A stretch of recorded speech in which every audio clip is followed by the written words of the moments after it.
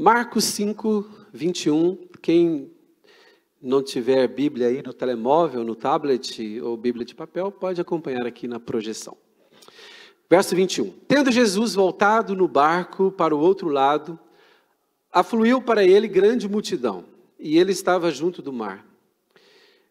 Eis que se chegou a ele um dos principais da sinagoga, chamado Jairo, e vendo-o prostrou-se a seus pés.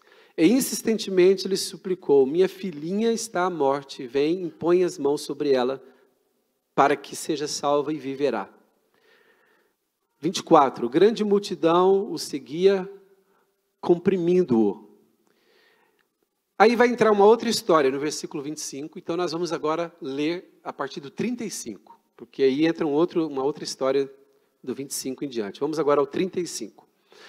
Falava ele ainda quando chegaram alguns da casa do chefe da sinagoga, quem disseram: tua filha já morreu, por que ainda incomodas o mestre? Mas Jesus, sem acudir a tais palavras, disse ao chefe da sinagoga: não temas, crê somente. Contudo, não permitiu que alguém o acompanhasse, senão Pedro e os irmãos Tiago e João. Chegando à casa do chefe da sinagoga, viu Jesus o alvoroço, os que choravam e os que pranteavam muito.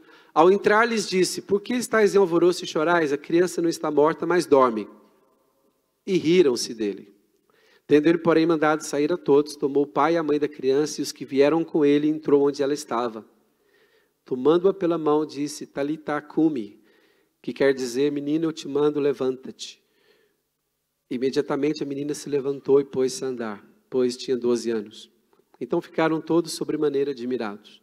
Mas Jesus ordenou-lhes expressamente que ninguém o soubesse e mandou que dessem de comer à menina. Amém? Senhor, nós oramos a Deus nesta manhã para que a Tua palavra, com o poder do Teu Espírito Santo, possa tocar profundamente a nossa alma, os nossos corações, que as nossas vidas possam ser inspiradas pela Tua palavra, as nossas vidas possam ser transformadas e o nosso nível de fé possa crescer. Oramos no nome de Jesus. A Deus abençoa toda essa sala, toda esta igreja, todo este povo, cada pessoa que possa receber a Tua presença e o poder do Teu Espírito. Eu oro em nome de Jesus. Amém. Quem pode dizer amém? Essa história é muito interessante e por isso eu coloquei um tema da mensagem. O tema é as condições para o milagre. Pode dizer comigo? As condições para o milagre. Porque muitas pessoas pensam da seguinte maneira: se Deus quiser fazer um milagre em mim, eu estou aqui, é só Ele fazer. Algumas pessoas deixam tudo do lado de Deus e ficam passivas. Mas se nós formos estudar a Bíblia, os milagres, eles tiveram uma participação humana. É claro que o milagre é algo divino, mas ele tem participação humana. Eu vou dar um exemplo. Por exemplo, Deus ele é gentil. Deus não quer forçar as coisas. Interessante que quando o anjo apareceu para Maria, anunciando que ela ficaria grávida, Maria, no final, teve que dizer um sim. No final, ela disse: que seja feito em mim o que foi dito. Deus, ele é gentil. Ele quer a nossa participação. Se nós formos ver o milagre da multiplicação dos pães e dos peixes, na verdade, ou seja, Jesus não fez aparecer pães e peixes. Ele tinha poder para isso, mas ele não fez. Ele esperou que alguém se adiantasse e entregasse em suas mãos os pães e os peixes. E o que Jesus fez? Ele os nas duas situações da multiplicação de pães e peixes, ou seja, alguém teve que colocar pães e peixes nas mãos de Jesus. Quando Pedro disse a Jesus: Jesus, como que nós vamos pagar o imposto? Para quem não sabia, Jesus pagava o imposto. Jesus disse a Pedro: vai e pesca um peixe, e dentro da boca do peixe haverá uma moeda que vai ser equivalente ao pagamento do nosso imposto. Ou seja, o dinheiro não caiu do céu. E para informar vocês, Deus não faz dinheiro. Porque isso seria contra a natureza de Deus. Algumas pessoas pensam assim: por que nós temos que ajudar a dar dinheiro na igreja? Deus podia mandar dinheiro. Não podia. Porque Deus deu autoridade aos homens. E os homens, eles emitem notas, emitem moedas. E se Deus fizesse uma nova série, seria falsa. Aquela moeda que estava na boca do peixe não foi Deus quem fez. Aquela moeda fazia parte das moedas que foram emitidas pelo império. Caiu em algum lugar, o peixe pegou, porque Deus não vai interferir no sistema humano e bagunçar toda a economia dos homens. O milagre que Deus faz, Ele tem a sua maneira de fazer. Tem gente que está à espera que o dinheiro caia do céu. Mas Deus não vai fazer notas falsas. Deus vai criar maneira do seu povo ter maneiras, caminhos dessa bênção chegar.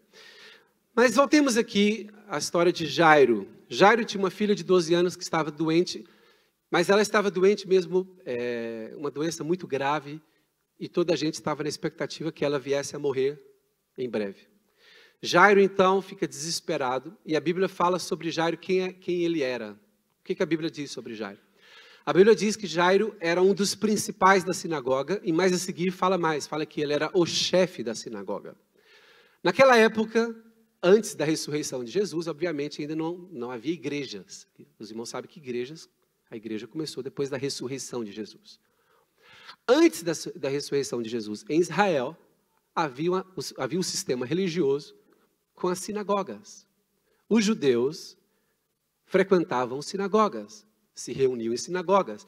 A sinagoga, toda a cidade, toda a aldeia significativa, tinha uma sinagoga, fazia parte ali do centro da comunidade. Era como se fosse um centro comunitário e também tinha essa função social e religiosa. E era o centro religioso daquela cidade, daquela aldeia. E a Bíblia diz que Jairo era o líder, o chefe dessa sinagoga, um dos principais ali. Quer dizer que ele estava no sistema judaico, era um líder religioso, era um homem importante e que tinha que se adequar ao sistema religioso da época. Mas ele agora está com uma filha muito doente. Sabem que nós podemos ter muitas crenças, mas quando nós estamos numa situação que nos aflige, tanto como um parente doente, um familiar doente, a gente pensa em 1000 coisas. E às vezes questionamos muitas coisas. E essa situação fez com que esse líder da sinagoga desse ouvidos a algo que ele talvez não tinha dado ouvidos anteriormente, que era sobre aquele homem conhecido como Jesus. Talvez antes da sua filha estar nessa situação, talvez ele tenha até pensado mal sobre este homem, sobre Jesus. Mas quando ele esteve na aflição, e às vezes, infelizmente, muitas pessoas vêm a Deus pela aflição. Poderiam vir de outra maneira, mas é comum que muitas vezes as pessoas se aproximem de Deus no momento da dificuldade. E aquele homem, de uma hora para outra, ele começa a acreditar em Jesus. E se ele acreditou em Jesus, é porque alguém falou sobre Jesus para ele. É sinal que as notícias estavam a fluir. É sinal que as redes sociais da época estavam cheias de publicações sobre Jesus. E é interessante que ele faz algo que era muito perigoso para ele como chefe da sinagoga. Olha o que aquele homem faz. Ele vai até Jesus. Projeta aí, por favor, o texto. O versículo 22. O 22. Ele vai até Jesus e prostra-se aos pés de Jesus. Ele fez algo perigosíssimo para alguém que estava na sua posição. Ele colocou em risco o seu estatuto social, a sua qualidade, a sua função, porque grande parte dos outros judeus ali da sinagoga, dos líderes da sinagoga, não acreditavam ainda que Jesus era o Messias. E o líder da sinagoga se ajoelhar diante de um homem não era algo aceitável para os outros líderes religiosos da época. Mas aquele homem ele teve que tomar uma decisão. Eu agora creio que Jesus é o enviado de Deus. Eu creio que Ele pode curar minha filha. Mas agora ele ficou no impasse. Ou eu coloco em risco a minha carreira religiosa, ou eu vou interceder pela minha filha. Ou eu vou perder minha filha, quer dizer. Ou eu coloco em risco a minha reputação. Ele era um homem de boa reputação. Ou eu coloco em risco a minha reputação, ou eu vou perder minha filha. E aquele homem não pensou duas vezes. Ele se ajoelhou aos pés de Jesus. E vocês sabem que o judeu não podia fazer isso. Principalmente o chefe da sinagoga se prostrar diante de um homem. E então, quando ele faz aquilo, ele está a se colocar numa posição de humildade. Então, uma das condições, volta lá ao tema da mensagem. Nós estamos a falar de condições para um milagre. Aquele homem, ele não podia ficar passivo à espera que simplesmente Deus curasse a sua filha. Ele tinha que fazer alguma coisa. E a primeira coisa que ele fez foi, ele se humilhou. Ele foi humilde. Porque se ele fosse um homem arrogante, orgulhoso, sabe o que ele faria? Não, quem é Jesus? Jesus é um homem que anda pelas ruas, pelas aldeias. Eu sou o chefe da sinagoga. Se ele estivesse muito preocupado com a sua reputação, sabe o que ele tinha feito? Ele falou assim, Jesus, eu quero marcar uma reunião consigo. Quero marcar uma audiência, uma reunião. Eu queria ensinar algumas coisas para você, e depois que eu ensinar algumas coisas, você pode orar pela minha filha? Você já viu aquelas pessoas assim que carregam um pouquinho de orgulho? Aquele homem, ele deixou de lado o seu orgulho. Sabe que tem muita gente que só vai receber o seu milagre no dia que colocar de lado o seu orgulho, a sua arrogância, sua petulância, e se sujeitar à oração de alguém tão simples. Eu já vi pessoas importantes na sociedade. Quando eu falo importantes é porque são conhecidas, têm dinheiro. Mas quando elas estavam aflitas, elas foram na casa daquela irmã que ora, que mora lá no bairro mais pobre da cidade. Quem já viu isso acontecer? A pessoa para com o carrão, pá! Motorista desce, ele vai lá na casa da irmãzinha, que mora na casa mais simplesinha, e fala assim, ora por mim. Foi algo parecido que aquele Jairo fez. Sabem, mas às vezes é mais fácil um homem rico se humilhar do que um religioso se humilhar. Não é verdade?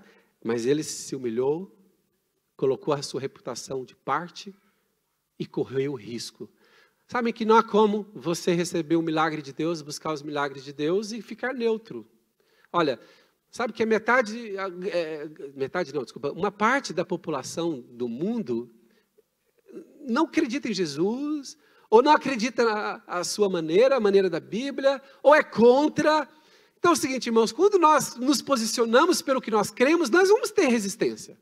E aquele homem sabia que se ele fosse buscar a ajuda de Jesus, como ele fez, ele sabia que ele ia ser resistido, ele ia ser mal falado, ele ia colocar em risco a posição dele ali na liderança religiosa.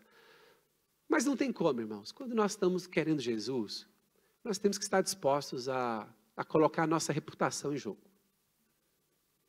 Tem gente que não tem coragem de fazer isso. Nem levantar a mão no culto para adorar a Deus, a pessoa tem, até isso ela tem vergonha.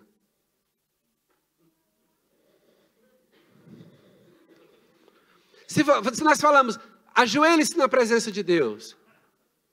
A pessoa às vezes nunca ajoelhou para orar.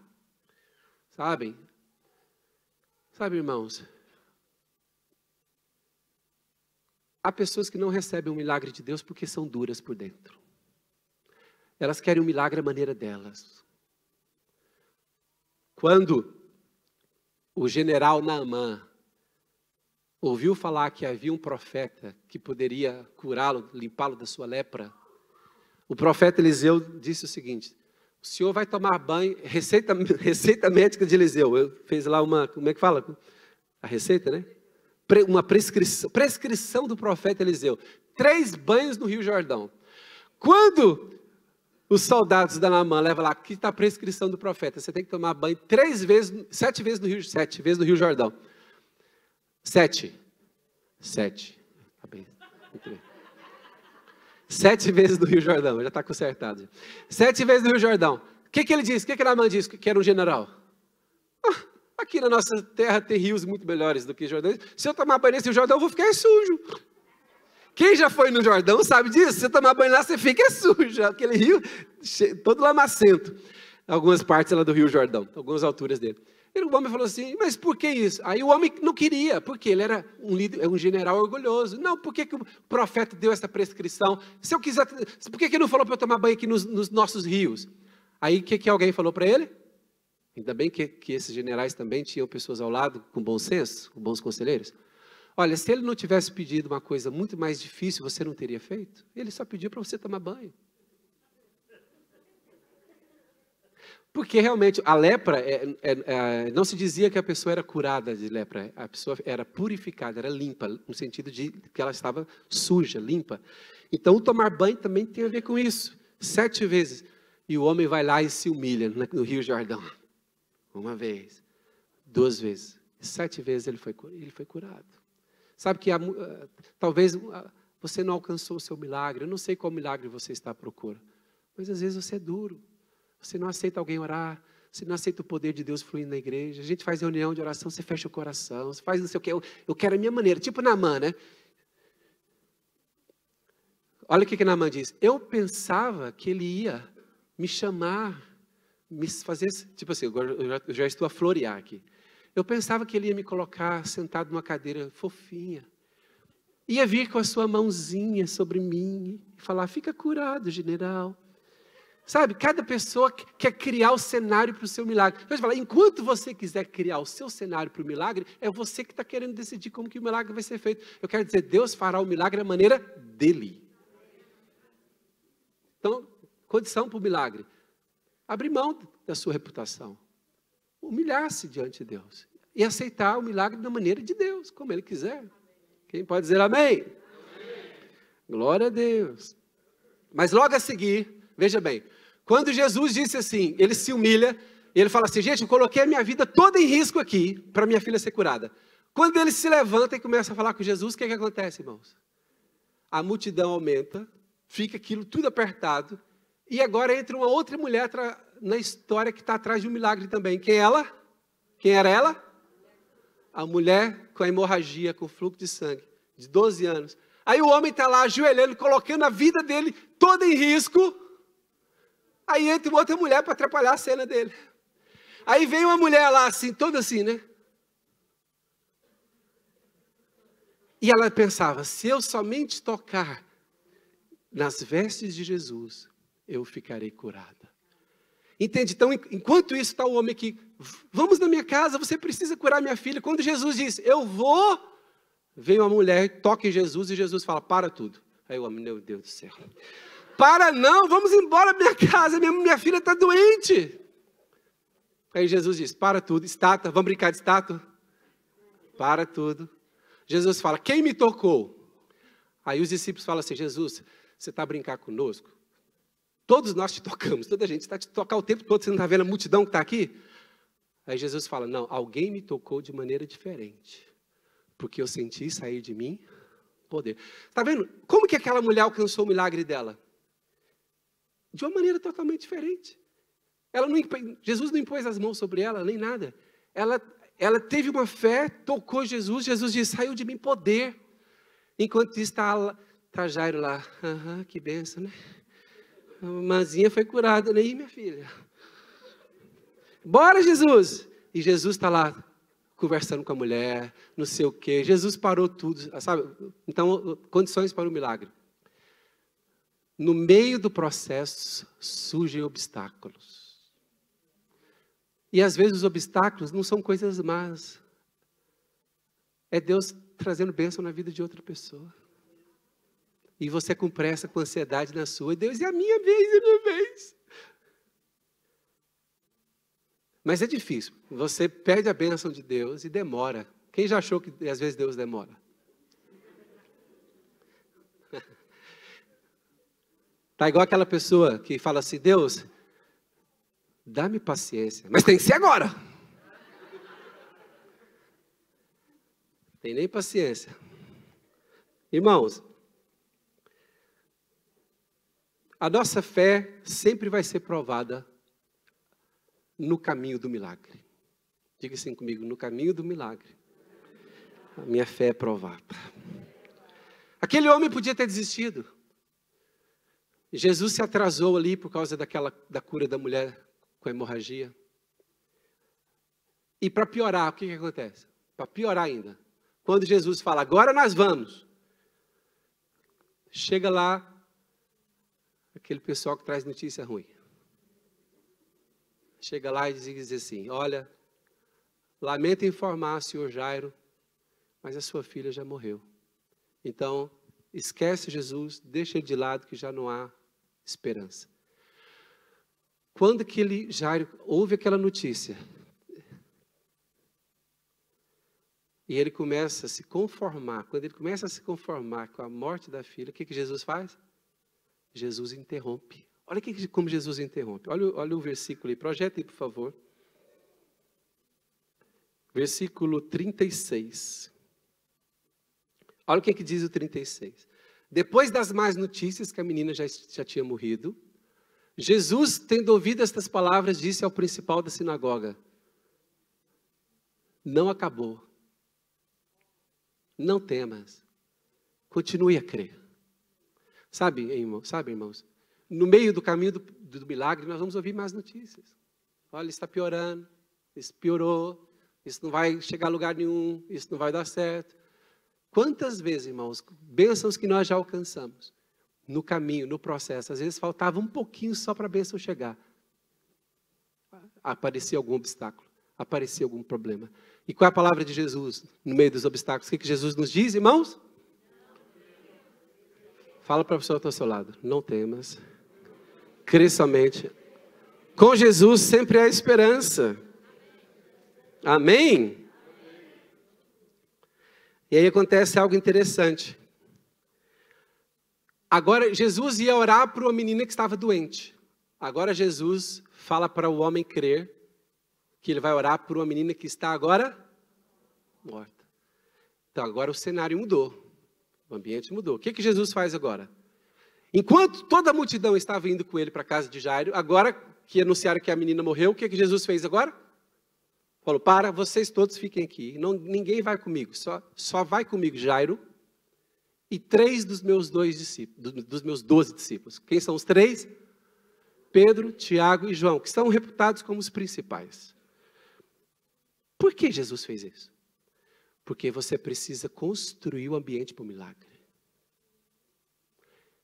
E quanto mais desafiador for o milagre, mais sensibilidade você tem que ter no espírito no caminho do milagre. Então, no caminho do milagre, Jesus fala, fica a multidão aqui, ninguém vai comigo mais. E 9 discípulos também não me acompanharão. Irmão, se eu fosse um dos 9, eu ficava chateado. Eu ia falar assim para Jesus, eu estou contigo desde o início. Por que só vai Pedro, Tiago e João? Agora é panelinha, grupinho? A gente tem essa tendência, não tem isso? Lá no Brasil fala mimimi. Me convidou fulano, não me convidou. Levou outro, não me levou. Quem aqui já foi liberto do mimimi? Olha que eu estou filmando, hein? Estou filmando aqui. Tem muita gente com mimimi. Foi em tal lugar, não me chamou, não me avisou, não me disse. Eu. Irmãos, imagina os 9 discípulos que não foram convidados para irem com Jesus. Eles devem ter ficado muito chateados, porque eu ficaria, enquanto eu não fosse curado, emocionalmente. Vou ficar fazendo o quê, Jesus? E se eu fosse Tomé ainda? Se fosse Tomé, o que Tomé falaria? Vai lá, só para enterrar a menina, morreu mesmo, vai lá enterrar, eu quero enterro não, eu vou lá em funeral, quem fica aqui? Sempre tem os Tomés também, né? Aí Jesus vai, quem faz a viagem? Jesus, Pedro, Tiago, João e Jairo, vão eles. Quando chega lá, o que Jesus vê? Aí nós temos que ler esse texto aqui, porque o que Jesus viu foi terrível. Verso 38, por favor, 38. E tendo chegado à casa do principal da sinagoga, o que Jesus encontrou lá?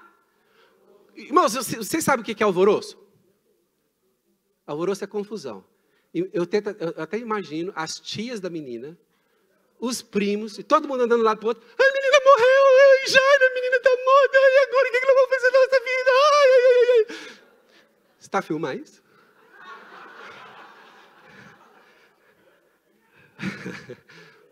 Irmãos, alvoroço é isso. Eu não sei se vocês já viram alvoroço. As pessoas aflitas. Ai, meu Deus do céu, Jesus olha para aquilo. Alvoroço, e os que choravam muito e os que pranteavam. Sabe quem são os que pranteavam? Vocês já viram falar de carpideiras? As carpideiras são aquelas mulheres que eram pagas para chorar em funeral, em velório. Porque entendia-se o seguinte, que uma pessoa que é muito importante tem que ter muito choro para mostrar que ela era importante. Porque se você vai no velório e não tem muito choro, todo mundo desconfia. Então é o seguinte, quem tinha dinheiro pagava as mulheres para chorar, para que elas pudessem chorar, para que mostrasse que aquela pessoa era importante. E ali, irmãos, no velório está tendo, eu não sei se tinha as carpideiras lá, não estou dizendo que tinha, mas tinha muito choro e muito pranto. O que é pranto, irmãos? Pranto é aquelas lágrimas desesperadas. Ah, como pode essa menina de 12 anos morrer? Aí Jesus chega e vê aquilo. O que Jesus pensou? Pessoas que estão a chorar desesperadamente, elas não conseguem ao mesmo tempo ficarem tristes, chorar e aplicar fé.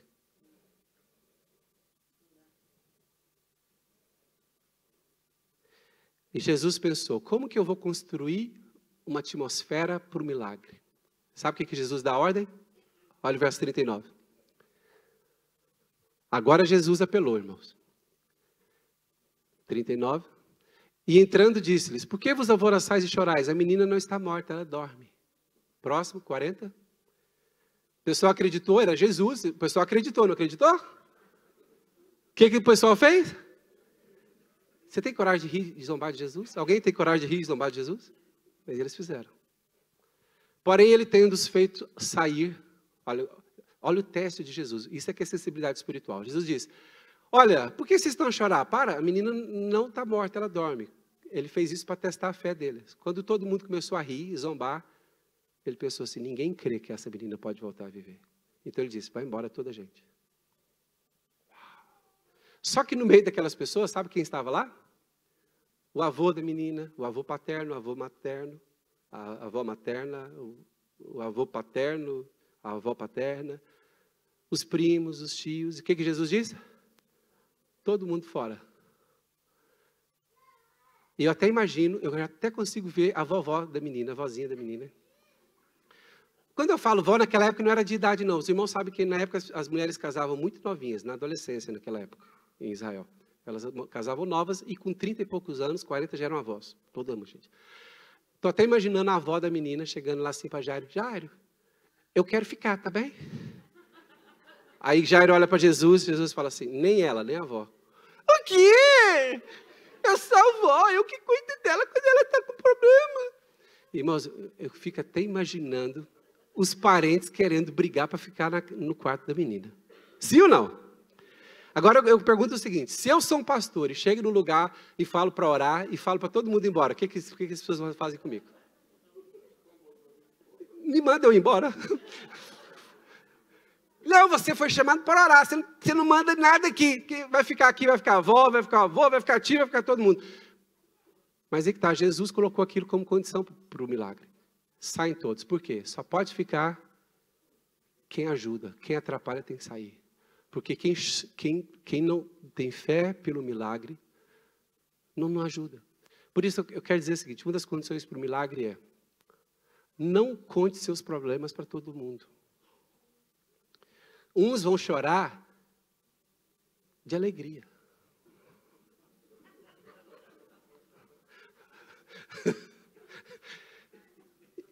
Olha, eu já vi pessoas com problemas na igreja, que elas pedem a nossa ajuda. E falam assim, pastor, eu estou com um problema. E o que nós pensamos? Como pastor, nós não vamos contar para ninguém. Aí depois eu começo a receber mensagem, outras pessoas falam, já viu o problema da pessoa? A hora que eu vejo, já tem 15 a saber do problema da pessoa. E eu penso assim, mas por que essa pessoa não guardou a vida dela? Por que ela expôs esse problema para toda a gente? Tudo bem, ela pode ter contado esse problema para fulano, porque é o discipulador dela e vai ajudar, amém. Mas e essa outra pessoa que não vai ajudar em nada, nem orar essa pessoa ora. E às vezes algumas dessas pessoas têm até dom de língua grande.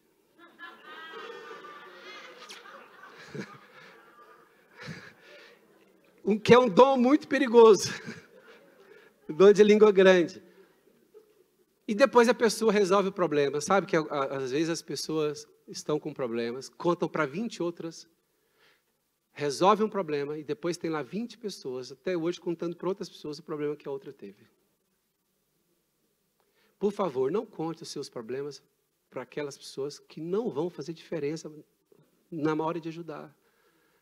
Ah, só para saber? Para que alguém sabe, só saber? Conta para pessoas sérias. Você conhece alguém aqui de oração da igreja? Conta para a missionária Hilda. Conta para outra pessoa de intercessão da igreja. Conta para alguém confiável, alguém sério, alguém que se importa, algum amigo verdadeiro. Pastor, eu coloquei para meus amigos no Facebook. Quantos? 730. Você acredita que você tem 730 amigos?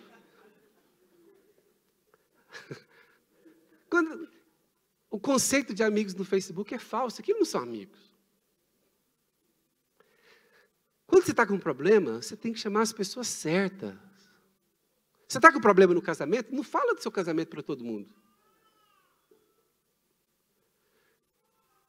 Sabem? Muita gente não sabe ouvir os seus problemas e orar por eles.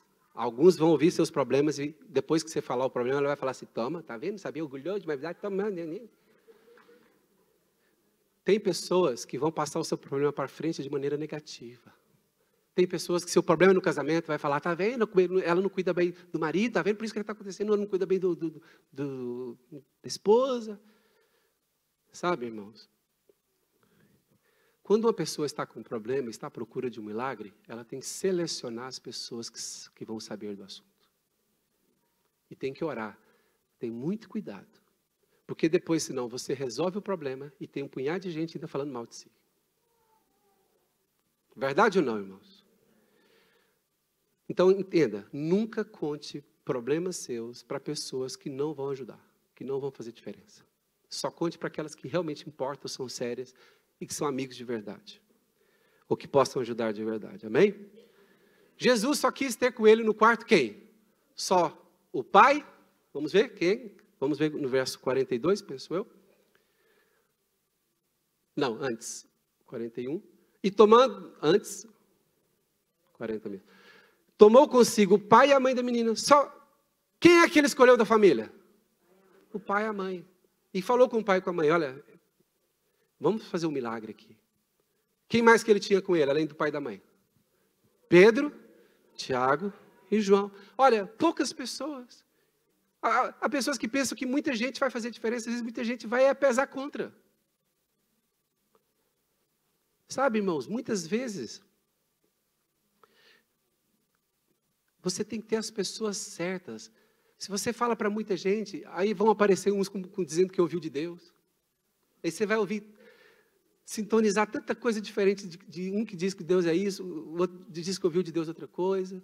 Chame as pessoas que amam a sua vida, que se importam consigo de fato. E foi isso que Jesus fez. Jesus criou uma condição para o milagre. Jesus criou uma atmosfera, um ambiente para o milagre. Então ali, Jesus disse à menina, qual o versículo então? 41. E tomando a mão da menina, disse-lhe, Talita cumi, que traduzido é, menina, te digo, levanta-te. Próximo, 42.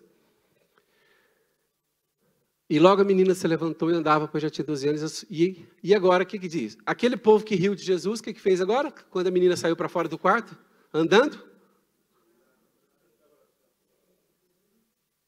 Sabe que há muita gente que vai rir daquilo que você fala, daquilo que você crê. Mas quando aquilo acontecer, elas vão ficar admiradas. Olha, então não confie na opinião das pessoas, porque as pessoas andam conforme os seus olhos naturais. A menina está morta, não tem esperança. A menina está viva, glória a Deus. As pessoas que são naturais, elas sempre vão se mover conforme naquilo que é visível e natural.